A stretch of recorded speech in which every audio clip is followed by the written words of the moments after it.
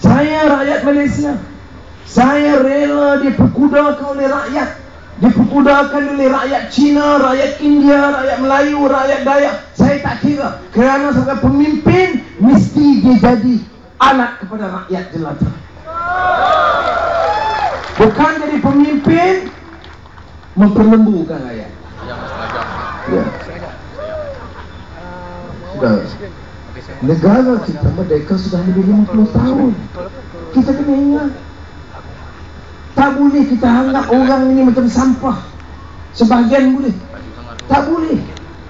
Sebab itu sekarang ini ada orang India, ada orang asli, ada orang Ibah, ada juga sebahagian badan kecil masyarakat Cina yang kata dia warga negara tetapi tak dapat kad pengenalan biru, masih merah, masih sementara.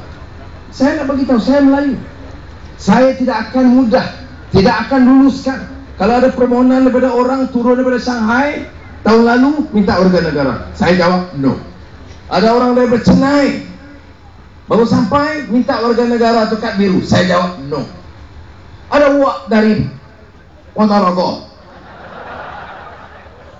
datang bulan lalu minta kad biru, nggak bisa pak.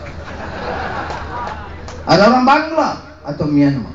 Tetapi ini warga negara, warga negara Malaysia keturunan India, lahir 1943, kita tak bagi warga negara, tak bagi kad biru.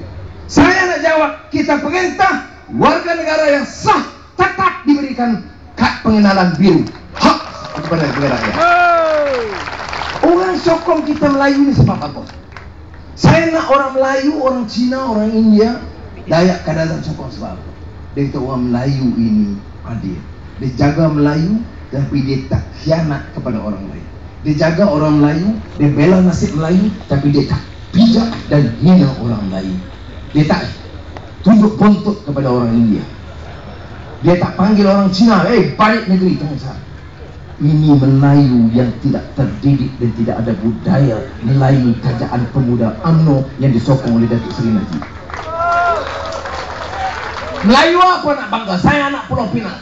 Kami pilih Lim Guan Eng sebagai Ketua Menteri. Oh Cina, dulu kamu pilih kau sukun. Bukan mak beda bayar sukun. Ya. Itu pilihan rakyat. Kemudian jangan, bukan saya marah, saya itu menada tinggi, masa tak banyak. Kemudian kamu hina dia, hantar kek tai bagi kami.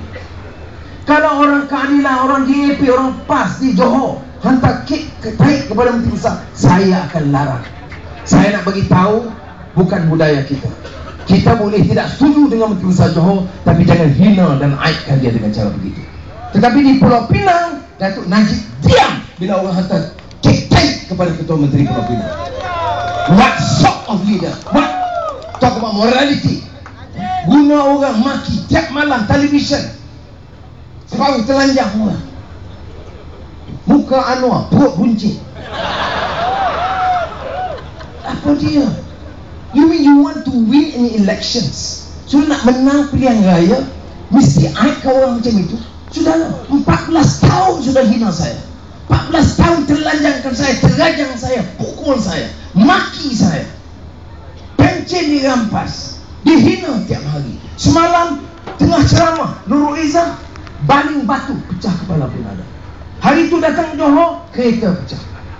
Sudah, saya nak beritahu Najib Hishamuddin, no amount of threat, tidak cukup ugutan kamu, wang kamu akan melemahkan hasrat kami berjuang membela nasib rakyat negara. Saya nak rayu kepada rakyat, rakan-rakan Melayu, Cina, India yang berkumpul parlimen Melayu. Dia bagi 100 pendidikan, ambil. Dia bagi 500 brin, ambil. Felda, ambil. Baju, ambil. Jangan pakai siap, malu. Pakai tidur. Dan jangan pakai masa lampu ada. Lampu tutup pakai. Malu. Sudah nak pakai lambang Barisan Nasional, tak malu. Harga minyak naik. Orang kita dihina.